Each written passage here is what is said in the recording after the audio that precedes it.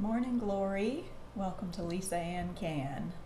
Today I'm starting a fruitcake for the holidays. Yesterday I diced up my dried fruits and soaked them in rum. I'll show you how that went.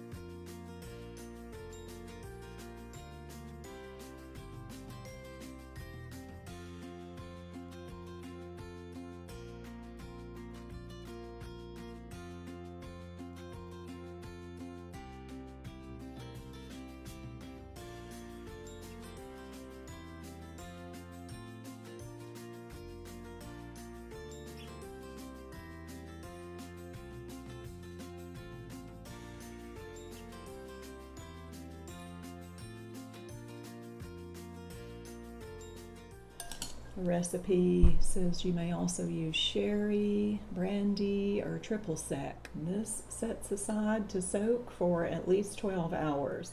This morning, the first thing that I have to do is grease a loaf pan and then also grease brown paper and line the pan.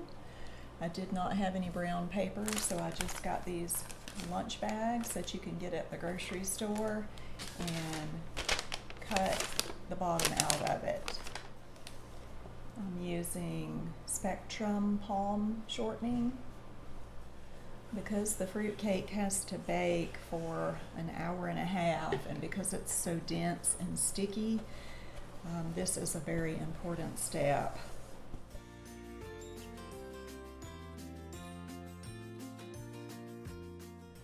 I'm going to trim these excess edges because I'm afraid that greased hot paper might actually catch on fire.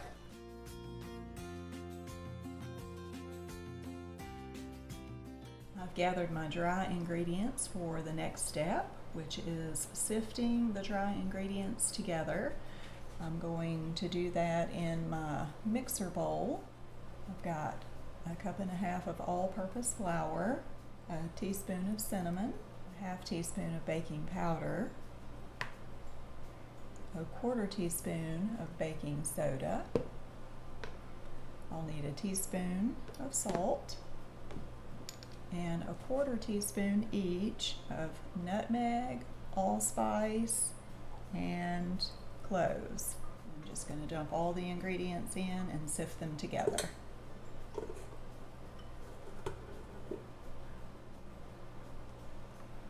Cinnamon, baking powder, baking soda, salt, ground nutmeg, allspice, and cloves.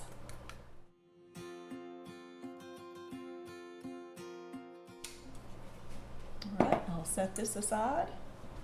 Next, I've assembled the wet ingredients, which I am going to mix together in my 1 quart pourable, 2 eggs,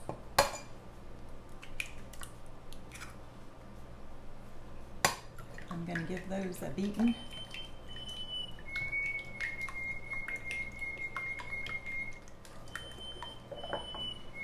The brown sugar goes in with the wet ingredients. That's my bird clock. The bird sings every hour. About a half a cup of fresh squeezed orange juice. And then finally 1 stick of melted butter. Now we're going to move over to my stand mixer and blend all the ingredients together. Here we are at the stand mixer with our dry ingredients. The first step is to add the fruits that have been soaking overnight and get all that goodness of the orange peel and the liquor in there.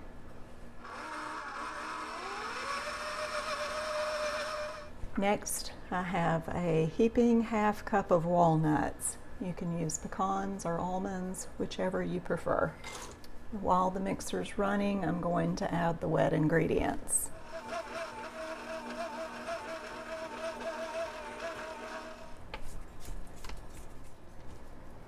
Give it a scrape and mix it again just to make sure it's well mixed.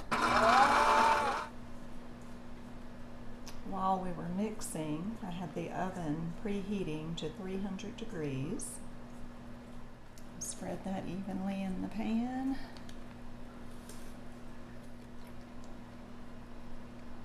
Oh yeah, that's gonna be good. All right, it goes in a 300 degree oven for an hour and a quarter to an hour and a half. But after an hour, I'm going to cover it with aluminum foil as suggested in my recipe to keep it from over browning on top. It's beautiful and it smells so good. So all I need to do right now is loosely cover. So all that means is laying aluminum foil over the top. I'm going to put it back in the oven, set the timer for 15 minutes, check it with the toothpick, and if it needs another 15 minutes, we'll do that. Stay tuned.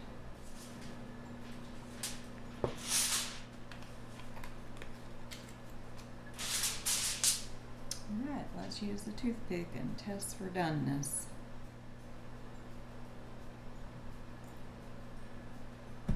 I believe it's done, an hour and a quarter. So now I'm just going to set it aside on a cake rack and let it completely cool down to prep it for the next step. I bought this pack of cheesecloth at Walmart. I think I'm going to leave it about this size here. Put it in the bowl so that I can grab the top part. I'll just start with 2 tablespoons. See how that goes? That's not going to do the trick, so probably 4 tablespoons is going to be my guess. Yeah, that's perfect. 4 tablespoons. A little bit of excess, but not much. I'm just going to put the fruitcake on the cheesecloth and wrap it up as snug as I can.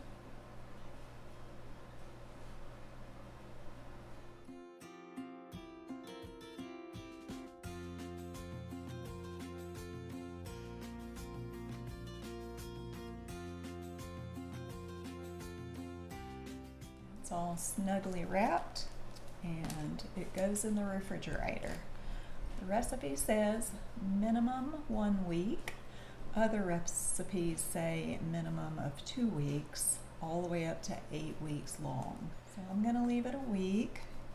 It says if you leave it longer, each week check it, re-soak the cheesecloth so that it does not get dry. I'm going to conclude my Lisa Ann Can segment here as far as fruitcake goes. I'm going to say a few words from scripture about fruitcake.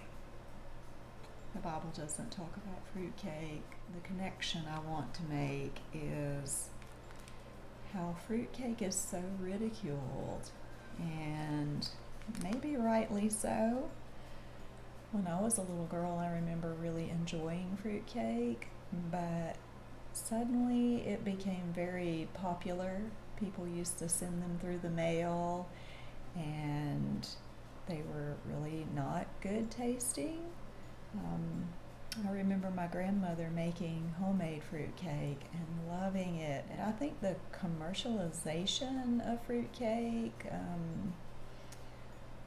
made it become a joke.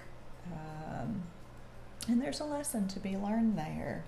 It reminds me of Christianity, of all things, how the world ridicules Christianity as well, and partly because it's become so commercialized.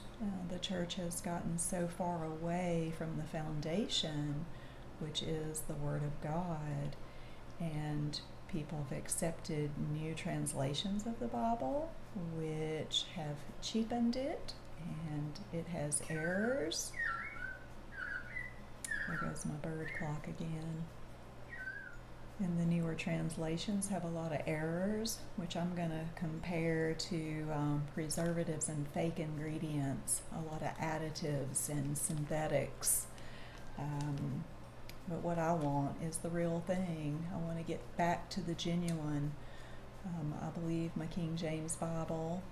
And by the way, it wasn't called King James for many, many years. In fact, it wasn't called King James until the newer versions came out, and then it had to be distinguished. And so it used to be just called the Holy Bible.